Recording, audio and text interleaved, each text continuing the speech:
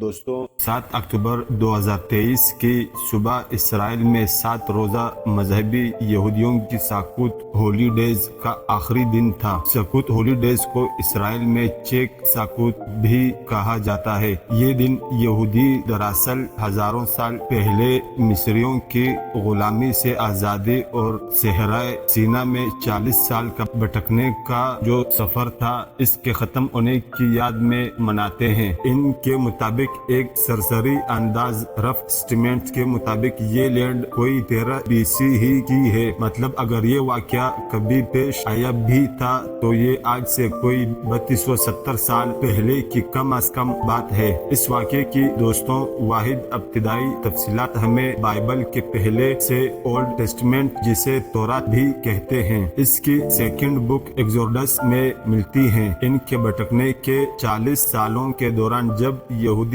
اپنی promised land Holi land تلاش کر رہے تھے تو اس صحرا میں خیمے لگا کر رہتے تھے، مل کر پکاتے تھے اور کھاتے تھے، اور ان کا سفر گردش میں رہتا۔ لیکن انہیں پرومسڈ لینڈ مل گئی تو ان کی عید ہو گئی۔ بس اسی عید کی خوشی میں سے تلاش کر لینے کی خوشی میں یہ تہوار چیک سکوت بناتے ہیں۔ اس سے عربی اور اردو میں عید العرش یا عید قیام بھی کہتے ہیں۔ قیام یعنی خیمے، بہت سے کیمپس تو اس کی یاد میں یہودی بعض اوقات یہ کرتے ہیں کہ گھر کے صحن میں ہی خیمہ لگا لیتے ہیں، جھونپڑا سا بنا لیتے ہیں تو اور اس کی یاد تازہ کرتے ہیں۔ بعض اوقات بڑی پارٹیز کرنا ہو تو صحرا میں یا کسی بھی گلی جگہ پر کئی خیمے یا ایک ہی بڑا سا خیمہ لگا کر بھی یہ تہوار منایا جاتا ہے۔ کبھی کوئی پارٹی بھی رکھ لی جاتی ہے جس میں چیک ساکوت اور ہلا گلا دونوں ساتھ ساتھ ہو جاتے ہیں۔ تو بالکل یہی بات غزہ کے ہمسائے میں ایسٹرن سائڈ مشرقی جانب پر اسرائیلی سیکٹرز کی ایک بستی کوڈس ریم میں ہو رہا تھا۔ 7 اکتوبر کی منٹ اسٹریم کے باہر کھلے کھیتوں میں ایگریکلچر لینڈ میں ایک ایسا ہی خیمہ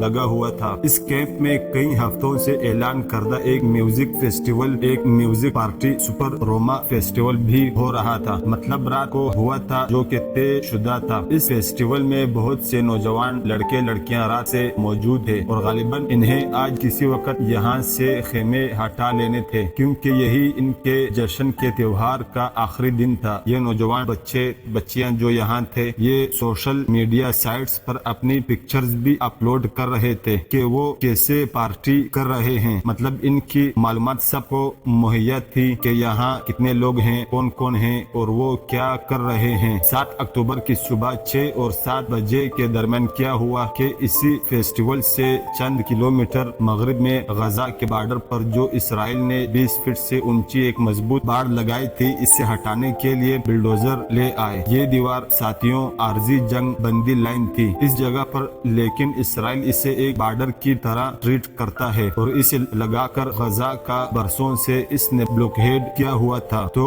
سیکنڈز میں بلڈوزر نے اس لوہے اور اسٹیل کی مضبوط دیوار کو توڑ مروڑ کر راستہ بنا دیا۔ پھر اس نے باڑ کا جو حصہ گر نہیں سکا اسے مسلسل اٹھائے رکھا کہ جیسے کچھ لوگوں کی واپسی کے لیے راستہ کھلا رکھنا چاہ رہے ہوں۔ حماس کمیونٹس جو کہ بلڈوزر کے ساتھ ہی آئے تھے انہوں نے نعرے لگاتے ہوئے اس زون یعنی اسرائیل کے اندر داخل ہو گئے، یعنی جو اس کی سیٹلمنٹس تھی، اور دوڑتے ہوئے اسی کوبٹ سپریم کیمپ کے فیسٹیول پر دھاوا بول دیا۔ اس پر فیسٹیول میں موجود لوگوں کو اریسٹ کرنا شروع کر دیا۔ یہاں سے جن نوجوانوں نے بھاگ کر جان بچانا چاہی ان کے لیے بھی حماس کے جرنیلوں نے باہر ٹریپ تیار کیا ہوا تھا۔ انہوں نے بھاگتے اسرائیلیوں کو پکڑ کر موٹر سائیکلوں اور گاڑیوں کے ذریعے غزہ لے جانا شروع کر دیا۔ اس حملے اور انہیں لے جانے کی ویڈیوز بھی سیکنڈز میں پورے اسرائیل اور دنیا بھر میں پھیل گئی۔ 9 بجے تک پورے اسرائیل کو پتہ لگ چکا تھا کہ غزہ سے حماس نے ایک نئے اور بڑے آپریشن الاقصی فلڈ کا آغاز کر دیا ہے۔ یہ آپریشن اتنا اچانک اور اتنے بڑے اسکیلز پر تھا کہ اسرائیلی انٹیلیجنس اس کے بارے میں بالکل خبر ہی نہ ہوئی۔ اسے اتنے بڑے حملے کی بھنگ تک نہیں پڑی تھی، معلومات ہی نہیں تھی اس کے پاس، کیونکہ اب یہ بڑا اس لیے کہ یہ صرف ایک چھوٹے کوورڈ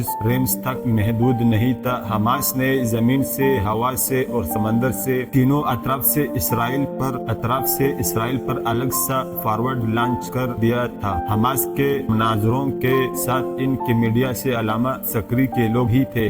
जो वीडियोस रिकॉर्डिंग साथ साथ कर रहे थे और इनकी टीम्स इन वीडियोस को एडिट करके सोशल मीडिया पर वायरल भी करती जा रही थी। साथ ही कोविड स्ट्रीम के अलावा 2 और मुकामात से भी हमास फाइटर्स ने पैदल इनफिट क्रॉसिंग की। इनमें से एक गजा के नए जनूबी किनारे साउथ कॉर्नर में मौजूद चेकपोस्ट करीम शेलून थी, दूसरी इंतहाई नॉर्थ में शुमाल में अरीज चेक पॉइंट की क्रॉसिंग थी। तो ये 3 पोजीशंस हो गई जहां से हमास फाइटर्स के अल-क़साम ब्रिगेड ने जदीद हौसले के साथ साथ क्रॉसिंग की। इसराइली कब्जे वाले इलाकों में अल-क़साम ब्रिगेड के साथ दोस्तों फलस्तीनी जाति के लिए काम करने वाले एक और तंजीम इस्लामिक जिहाद के फाइटर्स भी शामिल थे। इसराइली कंट्रोल वाले इन इलाकों में पहुंचकर ये तमाम फाइटर्स जो कम अज कम सैकड़ों में थे, ये फाइटर्स अपनी प्लानिंग के मुताबिक गजा बॉर्डर के करीब जो 22 छोटी छोटी यहूदी बस्तियां हैं इनमें घुसते चले गए। ये बस्तियां दरअसल गैर कानूनी सेटलमेंट्स थी जिनके खिलाफ फलस्तीनी और दुनिया भर का एक काबिल जिक्र हिस्सा आवाजें उठाता रहता है। यहाँ सुबह के वक्त ना तो पुलिस तैयार थी और ना ही इसराइली फौज मौजूद थी, कोई वार्निंग भी नहीं थी। सो ये तमाम बस्तियां और यहाँ के लोग हमास के फाइटर्स रहम व करम पर आ गए, बिल्कुल ऐसे जैसे गजा और फलस्तीन के आम शहरी इसराइली फौज की फायरिंग और बमबारी के रहम व करम पर हर वक्त होते हैं। 22 इसराइली टाउन्स में हमास फाइटर्स ने लोगों को मारना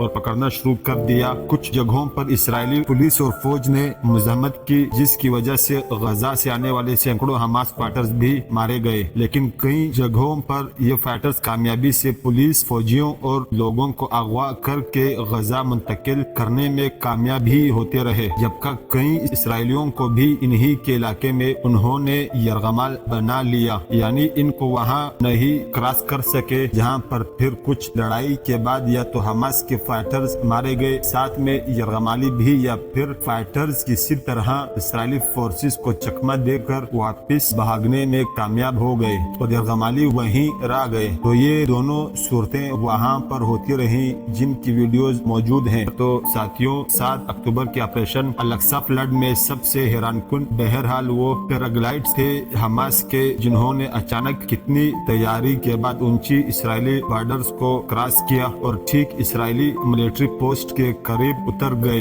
ये इसराइली पोस्ट वो थी जो गजा के बिल्कुल करीब थी और इनमें चंद ही इसराइली फौजी एक वक्त में मौजूद होते थे। इन पर अटैक करने वाले पैराग्लाइडर्स के साथ फिल्मिंग भी की और हमास की पूरी टीम थी जिसने गेमिंग स्टाइल में वीडियोस बनाई और जारी की, इनको एडिट किया। बाकी जगहों की तरह यहाँ भी हमास ने इसराइली फौजी चौकियों से इसराइली फौजियों को मार रहे हैं या गिरफ्तार करने का अमल जारी रखा। मुकाबले में हमास फाइटर्स भी काफी तादाद में मारे गए। यहाँ भी कुछ इसराइली फौजी दोस्तों एक वीडियो में नजर आता है कि टैंक में छुप गए, लेकिन वहाँ से भी हमास और इस्लामिक जिहाद के जंगजों ने इन्हें हेज खोल कर टैंक के ऊपर वाला दरवाजा खोल कर इन्हें बाहर निकाला और इन्हीं की गाड़ियों में डालकर इन्हें गजा मुंतकिल कर दिया। इनके मिलिट्री बेसिस पर मौजूद दर्जनों गाड़ियां भी हमास के जंगजों ने जला दी और बहुत सी गाड़ियां वो अपने साथ गजा ले आए। ये गाड़ियां गजा के सड़कों पर दौड़ती हुई नजर आ रही है और कई वीडियोस इनकी और पिक्चर्स मौजूद हैं। इस अटैक के बाद दोस्तों एक और बिल्कुल नई बात जो दुनिया के सामने आई वो ये थी कि हमास ने ड्रोन से पहली बार इसराइली टैंकों और गाड़ियों को न सिर्फ निशाना बनाया बल्कि इनकी लाइव फुटेज भी जारी की।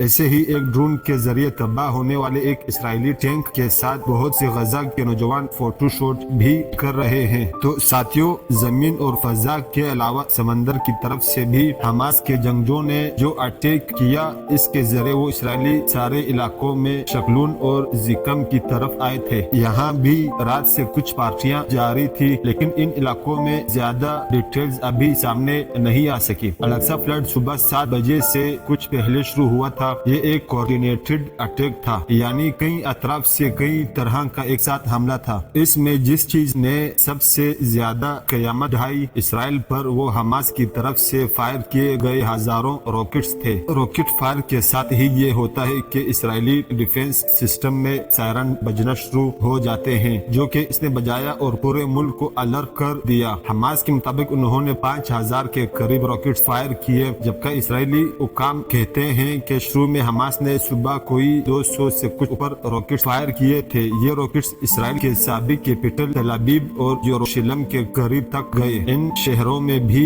गिरे और 9 मुख्तलिफ शहरों में गिरे। इसी वजह से वहाँ निजामी जिंदगी तकरीबन तमाम शहरों में मुअत्तिल है। लेकिन रॉकेट्स ने कोई बड़ा टारगेट हिट नहीं किया, वो इसलिए कि Israeli sophisticated air defence system Iron Dome जिसे कहते हैं, इससे ज्यादातर हमास के रॉकेट्स को हवा में ही नकारा कर दिया। अब देखेंगे ये जो रॉकेट फायर सिस्टम है दोस्तों, हमास के पास इसके साथ कोई ऐसा मैकेनिज्म नहीं है जो इन रॉकेट्स को गाइड कर सके, यानी इनके पास प्रेसिजन गाइडेड मिसाइल्स नहीं है। इनके पास जो होम मेड रॉकेट्स हैं ये तोप के गोले की तरह एक खास सीमित में जाकर गिरते हैं, दुश्मन को खौफजदा भी करते हैं, इसका नुकसान भी करते हैं, लेकिन ठीक किसी एक टारगेट को हिट नहीं कर पाते। जबकि दूसरी तरफ इसराइल का आयरन डोम सिस्टम जो है ये एक गाइडेड मिसाइल सिस्टम है। ये रॉकेट्स की ट्रेजेक्टरी कैलकुलेट करता है, इसको ऑटोमेटिक तरीके से टारगेट करता है और फिर हवा में ही इन रॉकेट्स को तबाह कर देता है या नकारा कर देता है। लेकिन इस इसराइली दिफाई निजाम भी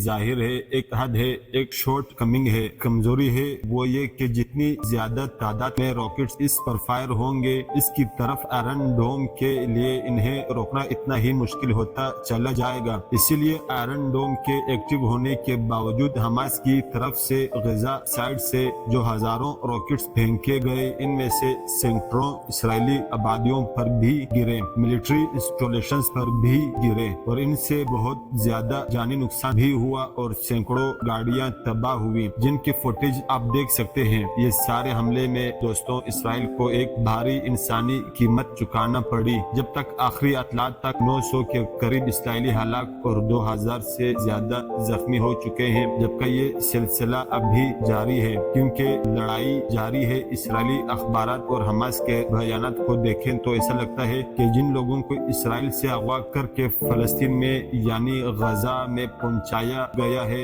इनकी तादाद 100 से 150 के दरमियान है। तो साथियों ये है एक तरफ की सूरत हाल जिसमें हमने हमास के हमलों का आपको बताया कि वो इसराइल पर किस तरह हमला आवर हुए और जितनी मालूमात आप तक आई हैं वो आपके सामने रखी। अब इसराइली रिस्पांस क्या है इसकी तरफ आते हैं। सुबह 6:30 बजे से शुरू होने वाले हमास के स्ट्राइक के जवाब में इसराइल ने 9 बजे से कुछ पहले भरपूर जवाबी वार शुरू कर दिया। उन्होंने गजा में शहरी आबादी पर फाइटर जेट से हमला कर दिया और जमीन में धंस कर फटने वाले मिसाइल मारना शुरू कर दिए, जिनसे बिल्डिंग गिराई जाती है। हमास के ठिकानों का घेर कर उन्होंने कई रिहायशी इमारतों को, मल्टी स्टोरी बिल्डिंग्स को बिल्कुल फ्लैट कर दिया, जमीन पर गिरा दिया, जिससे एक एक घर के कई और किसी घर के तो तमाम के तमाम लोग मारे गए, शहीद हो गए। आखिरी वक्त तक इसराइल में जो डिटेल्स आई है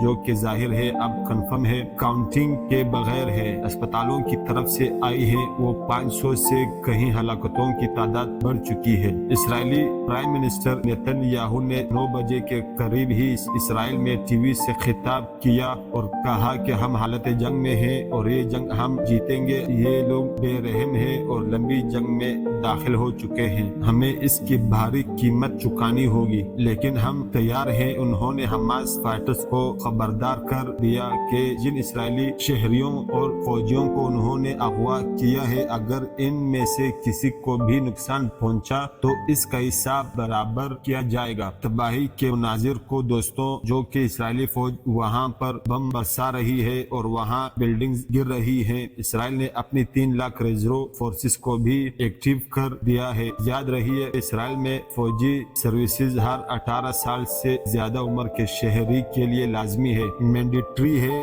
32 मंथ यानी 32 महीने की मिलिट्री सर्विस मस्ट है, ये मर्दों के लिए है और 24 महीनों की खवातीन की है। इस सर्विस के बाद भी हर जवान 40 साल की उम्र तक रिजर्व फौज का हिस्सा ही रहता है। तो ये जो 3 लाख के रिजर्व आर्मी को इसराइल ने तैयार रहने का कहा है, ये वही ट्रेंड सिविलियन आर्मी है। मतलब एक तरीके से आप कह सकते हैं कि इसराइल में हर 18 से 40 साल की उम्र का शख्स बेसिकली एक मिलिट्री मैन ही है, वो एक फौजी है। फिर इसराइल ने गजा के तमाम शहरियों को निकल जाने का आर्डर भी कर दिया है और ऐलान किया है कि वो बेरहम तरीके से अटैक करेगा, बदला लेगा, वार्निंग भी नहीं दी जाएगी और ऐसा हाल किया जाएगा कि अगले 50 साल तक गजा वाले हमास वाले भूल नहीं पाएंगे। इसराइली वजीर दिफा ने जो दोस्तों यहाँ तक कह दिया है कि हमें इंसान नुमा जानवरों का सामना है और अब हम इससे इसी तरह निपटेंगे जैसे जानवरों से निपटा जाता है। इन ऐलानात के बाद इसराइल ने गजा का पानी, फूड, खुराक और बिजली बंद कर दी है। फाइटर जेट्स की बमबारी भी बहुत शिद्दत अख्तियार कर गई है। फिर समंदर की तरफ से भी नाकाबंदी कर दी गई है। गजा के 2.2 मिलियन लोग यानी 22 लाख लोग इस 41 किलोमीटर तवील बंद जहन्नुम में कैद कर दिए गए हैं। वहाँ ना तो पानी है, ना बिजली है, ना ऐसा है कि बाहर निकलने के लिए कहीं जा सके और ना ही जिंदा रहने की कोई उम्मीद बाकी है। जो लोग अंदर बचे हैं जाने कब कहां से अटैक हो जाए। और इस सब करने में इसराइल की ये प्लानिंग क्या है कि उन्होंने अपने होस्टेज को जो इसराइल से अगवा करके हमास वाले गजा में ले गए हैं इनको कैसे रिहा करवाना है। इस बारे में कोई प्लानिंग बज़ाहिर तो इनके सामने नहीं है। बस इसराइली हुकाम ने ये कहा है कि जब तक इन्हें होस्टेज की लोकेशंस का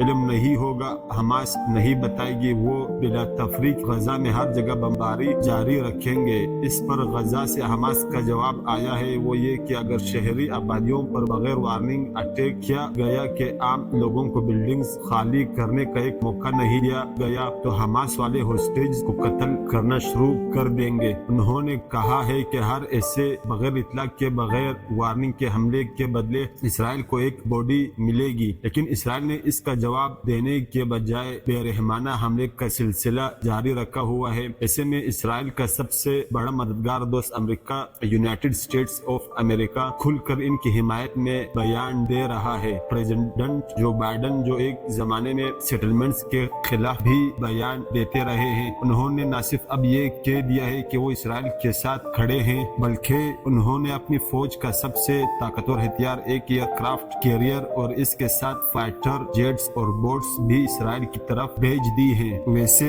सच बताएं साथियों तो गजा की पट्टी में जितना छोटा गजा सिटी है गालिबन अमेरिकी एयरक्राफ्ट कैरियर शिप्स और जेट्स को खड़ा करने के लिए इससे ज्यादा जगह चाहिए होगी। मतलब गजा इतना छोटा बैटल ग्राउंड है। फिर अमेरिका ने इसराइली डिफेंस के लिए मजीद बिलियंस ऑफ डॉलर्स का ऐलान किया है जिसमें खास तौर पर आयरन डोम को एडवांस करने का मिशन भी शामिल है। इनका ये डिफेंस सिस्टम अब तक 38 बिलियन डॉलर्स की वो इमदाद है, वो हेड है जो अमेरिका ने एक एग्रीमेंट के मुताबिक अगले 5 साल तक 5 इयर्स तक इसराइल को देने हैं, यानी 2028 तक। इसमें ये भी शामिल है कि आयरन डोम सिस्टम के लिए जो बैटरीज इसराइल को चाहिए होती है वो भी अमेरिका ही तैयार करके देगा, क्योंकि ये पार्ट इसराइल फिलहाल तैयार नहीं कर पा रहा। गो के आयरन डोम सिस्टम का पहला मॉडल इसने खुद ही इसराइल के अंदर डेवलप किया था, मगर अब इसमें जदत की जरूरत है, इसे एडवांस करने की जरूरत है जिसमें अमेरिका इसकी मदद कर रहा है। सारे खेल में साथियों दुनिया में सिर्फ ईरान वो मुल्क है जिसने खुलकर हमास के साथ खड़ा होने का ऐलान किया है। ईरानी ऑफिशियल्स ने हमास को हमले पर मुबारकबाद पेश की है और कहा है कि वो फलस्तीन के आजादी तक इनके साथ खड़े रहेंगे। लेकिन ईरान इस बात से इनकार किया है कि वो ऑपरेशन अल-अक्सा फ्लड में शरीक हैं या उन्होंने किसी भी तरह से हमास की प्लानिंग या फंड्स के जरिए मदद की है। ये सवाल इस वक्त उठा जब लेबनान की तरफ से इसराइल पर 7 अक्टूबर ही को एक नाकाम अटैक हुआ। इसके बारे में ख्याल था कि ये ईरानी बेग हिजबुल्लाह जो कि इसी साइट पर होती है लेबनान में उन्होंने किया है, लेकिन हिजबुल्लाह के सरबराह हसन नसरुल्लाह ने इस अटैक से लाताल्लुकी का ऐलान किया है। लेकिन ये जरूर कहा है कि वो हमास के साथ खड़े हैं, इसकी हिमायत करते हैं और वो ये जो अरब इसराइल नॉर्मल ताल्लुकात हो रहे हैं इसके भी खिलाफ बात की। लेकिन दोस्तों असल बात ये है कि लेबनान इसराइल बॉर्डर पर इस वक्त हालात कशीदा हैं जो किसी भी वक्त किसी छोटी बड़ी लड़ाई में बदल सकते हैं। अब इस बयानबाजी और इन तमाम ममालिक के कहने और सुनने और इन बातों से हटकर हम ये देखते हैं कि हमास ने ये सब किया क्यों और क्या उन्होंने इस बात को कैलकुलेट किया था कि वो इसराइल के जवाबी खौफनाक हमले से गजा के मासूम और पहले से मजबूर शहरियों को कैसे बचाएंगे। इसका रद्द-ए-अमल तो आएगा और फिर इस रद्द-ए-अमल का मुकाबला उन्होंने कैसे करना है। क्या کیا ان کے پاس کوئی پلاننگ ہے؟ اس سلسلے میں جو بات صاف ظاہر ہو رہی ہے وہ یہ ہے کہ حماس کے پاس اس کا ایک پلان تو تھا اپنے طور پر، جس پر وہ اب عمل کر رہے ہیں۔ یہ کامیاب ہوتا ہے یا نہیں یہ تو آپ نہیں کہہ سکتے، لیکن ان کی پلاننگ یہ تھی کہ پہلے سٹیپ میں تمام یرغمالیوں کو، یعنی اسرائیل سے اٹھائے ہوئے جو ہوسٹیج ہیں، ان کو غزہ کے مختلف علاقوں میں پہلا دیا جائے گا، اور اس کا فائدہ یہ ہوگا کہ اسرائیل غزہ پر آل آؤٹ اٹیک نہیں کر سکے گا، کیونکہ اس طرح تو حماس فائٹرز اور غزہ کے شہریوں کے ساتھ یرغمالی اسرائیلی بھی ہلاک ہو جائیں گے۔ یاد رہیے دوستوں، یہ یرغمالی ہوسٹیج میں کچھ امریکی اور دوسرے ممالک کے شہری بھی شامل ہیں، یعنی اسرائیل اگر غزہ پر اٹیک جاری رکھتا ہے تو کئی دیگر ملکوں کے شہریوں کے مارے جانے کا بھی پورا امکان ہے۔ تو حماس کی پلاننگ یوں لگتی ہے کہ اسرائیل اپنے اور انٹرنیشنل ہوسٹیج کو بچانے کے لیے غزہ پر لمبے عرصے کے لیے کھلی بمباری نہیں کرے گا۔ دوسرے سٹیپ پر ان کا پلان یقیناً یہ ہے کہ وہ اپنے ان کئی ہزار فلسطینی قیدیوں کو اسرائیلی جیلوں سے آزاد کروائیں گے جو برسوں سے کسی مقدمے کے بغیر وہاں پر قید ہیں۔ تو کیا وہ انہیں آزاد کروا پائے گا؟ حماس کے خیال میں یہ ہے کہ وہ انہیں آزاد کروا پائیں گے، کیونکہ اس سے پہلے وہ ایک سے زیادہ مرتبہ ایسا کر چکے ہیں۔ 2006 میں جب حماس نے اسرائیلی فورسز پر حملہ کیا تھا تو ایک گالین شیلن اسرائیلی فوجی کو گرفتار کر کے وہ ساتھ لے گئے تھے۔ اس کی رہائی کے لیے اسرائیلی فورسز نے آپریشن سبمرین وہاں غزہ میں شروع کیا، لیکن یہ آپریشن سینکڑوں غزہ کے شہریوں اور بچوں کو مارنے میں تو کامیاب رہا، لیکن گالین شیلن کو یہ رہا نہیں کروا سکے۔ چلیں پھر 2011 میں 5 سال بعد، یعنی تب رہا ہوا جب اس کے بدلے میں اسرائیل نے 1027 فلسطینی قیدیوں کو رہا کیا۔ اتفاق سے اس وقت بھی انہی نیتن یاہو پرائم منسٹر کی حکومت تھی۔ ویسے ایک اسرائیلی کے بدلے سینکڑوں فلسطینی قیدیوں کا تبادلہ اس کے علاوہ بھی کئی بار ہو چکا ہے غزہ اور اسرائیل کے درمیان، بلکہ 2019 اور 2020 میں تو کچھ فوجیوں کی باقیات کے بدلے، ان کی لاشوں کے بدلے، ریمینیز کے بدلے میں بھی اسرائیل کو کئی سو فلسطینی قیدی رہا کرنا پڑے تھے۔ تو یہ ایک ایسا مقصد ہے جسے کہ حماس کے خیال میں وہ حاصل کر لیں گے۔ ان ہوسٹیج کے ذریعے اگر اسرائیل کو یہ نہیں ہونے دینا تو ان کو بہت آؤٹ آف دی باکس سے ایک لڑائی لڑنا پڑے گی۔ وہ کیا ہوگی فی الحال کوئی کچھ نہیں کہہ سکتا۔ فی الحال تو یہ ہے کہ اسرائیلی وزیر اعظم کہہ رہے ہیں کہ وہ کسی چیز کی پرواہ کیے بغیر یہ جنگ جاری رکھیں گے۔ تیسرے سٹیپ پر دوستوں، آپریشن الاقصی فلڈ کے ذریعے حماس مسئلہ فلسطین پر ایک عالمی توجہ بھی چاہتا ہے، جو کہ اس کے خیال میں اور اب اسرائیل بڑھتے تعلقات میں نظر انداز ہو چکی تھی۔ خاص طور پہ اسرائیل جو غیر قانونی بستیاں انلیگل سیٹلمنٹس مسلسل فلسطینی علاقوں میں بناتا جا رہا تھا، اس کے بارے میں تو دنیا بھر میں کوئی بات کرنے کو تیار نہیں تھا۔ بقول ایک فلسطینی لیڈر مصطفیٰ برغوثی، جو کہ الفتح سے جن کا تعلق ہے PLO سے، انہیں کسی بھی طرح سے آزادی کی جدوجہد کرنے ہی نہیں دی جا رہی۔ اگر وہ آزادی کے جنگ لڑنے کی کوشش کرتے ہیں تو انہیں دہشت گرد کہہ دیا جاتا ہے، اگر وہ پرامن جدوجہد کرتے ہیں انہیں وائلنٹ کہا جاتا ہے، اگر وہ بات کر کے اپنے مقصد کی طرف بڑھنا چاہتے ہیں تو انہیں تشدد پر اکسانے والا پرووکیٹر کہا جاتا ہے، اگر کوئی غیر فلسطینی یورپ یا عرب میں ان کی بات کرتا ہے تو اسے امبیسمنٹ کہہ دیا جاتا ہے اور رد کر دیا جاتا ہے، اور اگر کوئی یہودی اسرائیل میں بیٹھ کر فلسطینیوں کا پوائنٹ آف ویو ڈسکس کرنا چاہتا ہے تو اسے سیلف ہیٹنگ، جو خود سے نفرت کرنے والا یہودی کہہ کر بات ختم کر دی جاتی ہے۔ تو فلسطینی لیڈر پوچھتے ہیں کہ بتائیے ہم ایسے میں کیا کریں؟ تو الاقصی فلڈ کے بعد، ان اٹیکس کے بعد عالمی میڈیا میں جہاں حماس کی طرف سے اور اسرائیلی حملوں سے تو عام شہری ہلاک ہوئے ہیں جو کہ سولجرز نہیں تھے، ان دونوں کی مذمت ہو رہی ہے اور بالکل ٹھیک ہو رہی ہے۔ اس کے ساتھ ہی فلسطین اسرائیل کانفلکٹ روٹ کاسٹ پر بھی یہ بات ہو رہی ہے۔ آپ CNN، الجزیرہ اور باقی امریکی اور یورپی اخبارات کو دیکھیں، آن لائن اخبارات کو دونوں طرف کے بیانات، تصاویر اور واقعات چھپ رہی ہیں، بلکہ اسرائیلی سیکولر دیگر اخبارات میں بھی لکھا جا رہا ہے کہ یہ پرائم منسٹر نیتن یاہو کے سخت اور غیر قانونی اقدامات ہی ہیں جن کی وجہ سے حماس کو اتنے بڑے حملے کا جواز مل سکا، کیونکہ یہ تو سب ہی جانتے ہیں کہ 2022 سے جب سے یہ حکومت آئی ہے تب سے ویسٹ بینک میں جنہیں کیمپس میں کئی جگہوں پر فلسطینیوں کی بستیوں کو گرایا جا رہا ہے اور وہاں اسرائیلی سیٹلمنٹس کو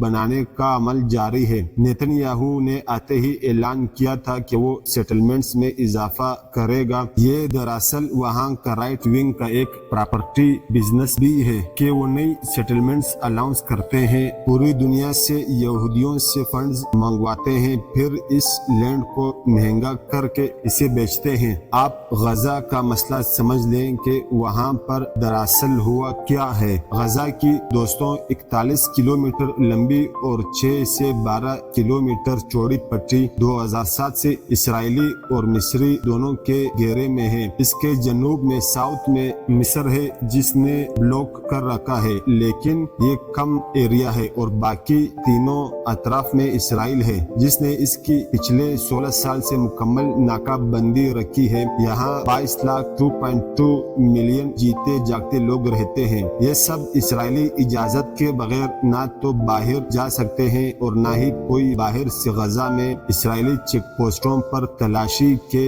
بدلحاظ مراحل سے گزرے بغیر اندر آ سکتا ہے، بلکہ ایک ریٹائر اسرائیلی فوجی افسر کے مطابق غزہ دنیا کے سب سے بڑی اوپن ایئر جیل ہے۔ غزہ میں موجود لوگوں کو اگر کچھ بھی چاہیے تو یہ صرف وہی آئٹمز منگوا سکتے ہیں جن کی اسرائیلی ان کو اجازت دے گا، اور اس کی وہ لسٹ جس کی وہ اجازت دیتا ہے بہت چھوٹی ہے، اور جس کی اجازت نہیں دیتا وہ بہت بڑی ہے۔ جیسے کہ غزہ میں سیمنٹ نہیں لے جایا جا سکتا، گلاس نہیں جا سکتا، شیشے کی کوئی چیز نہیں جا سکتی، کاربن فائبر نہیں جا سکتا، ڈرلنگ مشینز نہیں جا سکتی جس سے پانی کو زمین سے نکالا جاتا ہے، جس سے نکالنے کے لیے کنویں بنائے جا سکیں، ایسا کوئی آلات نہیں جا سکتے، گیس نہیں جا سکتا، سلنڈرز نہیں جا سکتے، آئل، کیمیکلز اور وہ تمام ادویات جن سے کوئی بھی کیمیائی ہتھیار بنائے جانے کا امکان ہو وہ بھی نہیں جا سکتے۔ تو یہاں تک صرف ادرک، ٹماٹر جیسی کئی سبزیاں بھی نہیں جا سکتی۔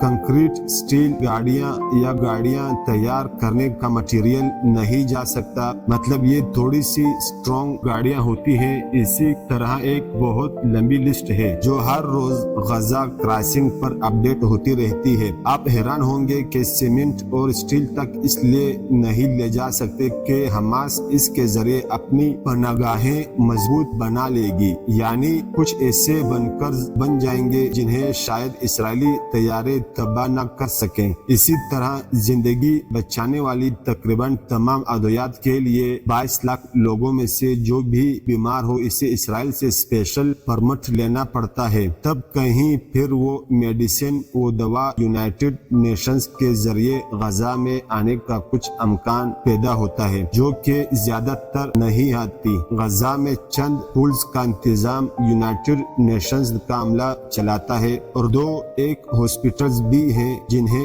UN چلاتی ہے، لیکن اسرائیلی حملوں کے وقت غزہ کے شہری جب یہاں پناہ لیتے ہیں تو یہ جگہیں بھی کبھی اسرائیلی اٹیک سے محفوظ نہیں رہی۔ ابھی ان حملوں میں یونائٹڈ نیشنز کی بلڈنگز گر رہی ہیں، اس کی خبریں آ رہی ہیں، ان کے لوگ بھی یونائٹڈ نیشنز کا عملہ بھی مارا جا رہا ہے۔ اب آپ پوچھئے کہ غزہ کا یہ محاصرہ 2007 میں کیوں ہوا تھا؟ یہ دراصل اس وقت شروع ہوا تھا جب فلسطین میں بہت لمبی جدوجہد اور قتل و خون کے بعد ایک اسمبلی کے الیکشن میں جن میں حماس کے حمایت یافتہ اسماعیل ہانیہ جیت گئے۔ اس وقت فلسطینی اتھارٹی جو کہ فلسطین میں جن کی حکومت ہے، جسے دنیا کے زیادہ تر ممالک پاکستان سمیت تسلیم کرتے ہیں، اس کے پریزیڈنٹ محمود عباس تھے۔ یہ الفتح تنظیم کے لیڈر تھے اور حماس کے مخالف تھے۔ آج بھی یہ تنظیم حماس کے مخالف ہے، سو ان کے اور وزیر اعظم اسماعیل ہانیہ کے درمیان اختیارات کی کھینچا تانی شروع ہو گئی۔ پھر حماس کو چونکہ امریکہ اور یورپی یونین دہشت گرد تنظیم ڈکلیئر کر چکے تھے اور عرب ممالک بھی اس سے خوش نہیں رہتے تھے، اسے ایرانی پروکسی سمجھتے تھے، تو عربوں نے بھی اسماعیل ہانیہ کے لیے مالی मुश्किलात का पहाड़ खड़ा करना शुरू कर दिया, जैसे कि इमदाद वगैरह कहीं बहुत कम करती और किसी जगह बिल्कुल ही बंद कर दी, क्योंकि जाहिर है ये अपना तो फलस्तीनी अथॉरिटी का कोई ऐसा बिजनेस नहीं है, वहाँ से कुछ इतनी बड़ी प्रोडक्शन नहीं होती, तो ये इमदाद पर जिंदा थे। चंद माह बाद फलस्तीनी अथॉरिटी के प्रेसिडेंट महमूद अब्बास ने भी ये किया कि इस्माइल हानिया पर कई किस्म के इल्जामात लगाए और अगस्त 2007 में इन्हें डिसमिस कर दिया। प्राइम मिनिस्टर इस्माइल हानिया को निकाल दिया। अब यूं था कि हमास का स्ट्रॉन्ग होल्ड गजा में था, तो इस पर हानिया ने गजा में अपनी निजी हुकूमत कायम कर ली। यहाँ से उन्होंने अल-फतह के तमाम दफातर बंद करवा कर इन्हें गजा से निकाल दिया। हमसाया अरब रियासतों और इसराइल जिसके साथ ये फैक्ट हुआ था, जिसके तहत ये सारा बंदोबस्त किया गया था, उन्होंने भी बजाय जीती हुई हमास की हुकूमत का साथ देने के अल-फतह का साथ दिया, क्योंकि इनके ख्याल में अल-फतह नॉन वायलेंट तंजीम थी। तब से दोस्तों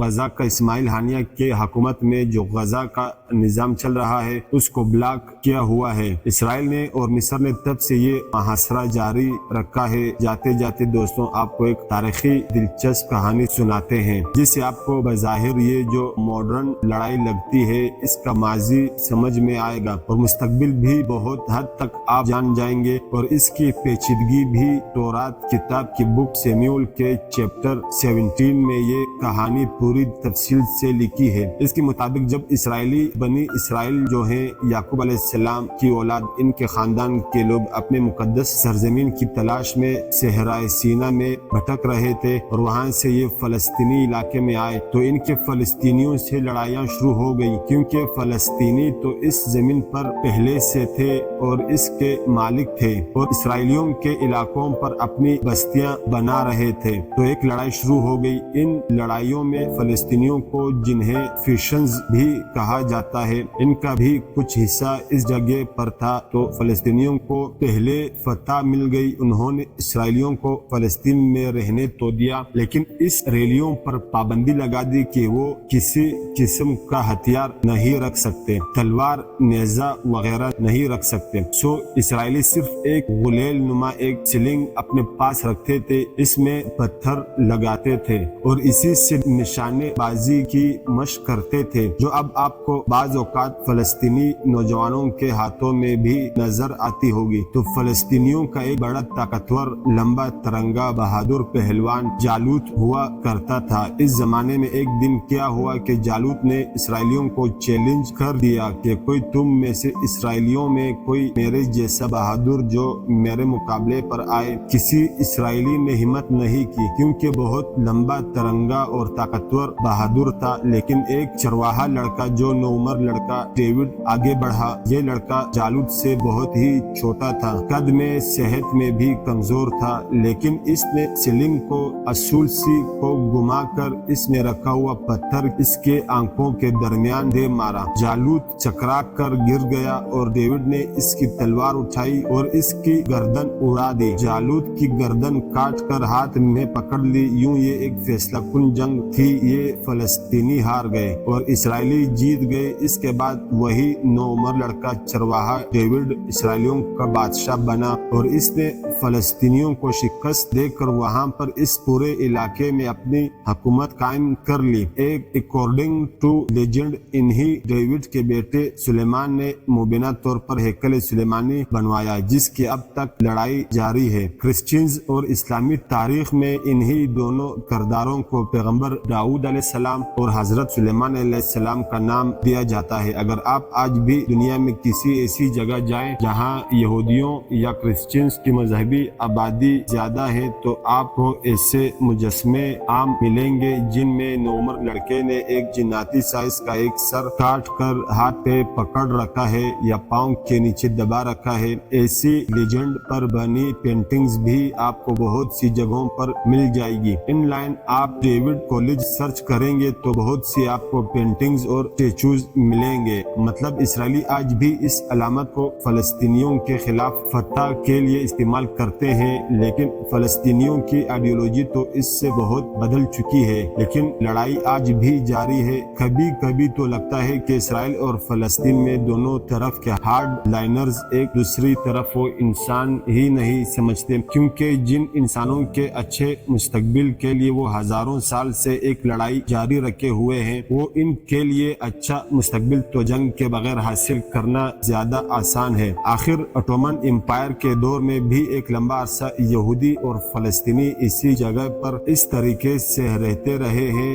اندلس میں بھی مسلم، اسپین میں بھی مسلمان یہودیوں کے ساتھ بہت پرامن طریقے سے رہتے تھے۔ تو مین فیلوز، یہ ایک پیچیدہ جنگ کی ایک لڑائی کی کچھ تفصیلات تھی، کچھ اس کی بیک گراؤنڈ تھی جو ہم نے آپ کے سامنے یہاں اس پر مزید اپڈیٹس بھی آپ کے سامنے لاتے رہیں گے۔ اسرائیل میں یہودیوں کی تعداد جو پہلے اتنی زیادہ نہیں تھی، وہ پھر کیسے اتنی بڑھ گئی، اور پھر یہ آج کے خون ریز تنازع تک کیسے پہنچے، کیا حالات اس دوران پیش آئے، اور اصل میں بات یہ کہ آخر عرب اسرائیل کو ختم کرنے کا جو عہد کیا کرتے تھے کہ ہم اسرائیل کو ہمیشہ کے لیے ختم کر دیں گے، وہ آج اسرائیل سے دوستی کرنے کے مرحلے تک کیسے آ گئے۔ تو دوستوں، یہ تھی اسرائیل اور حماس کے تنازع کی صورتحال۔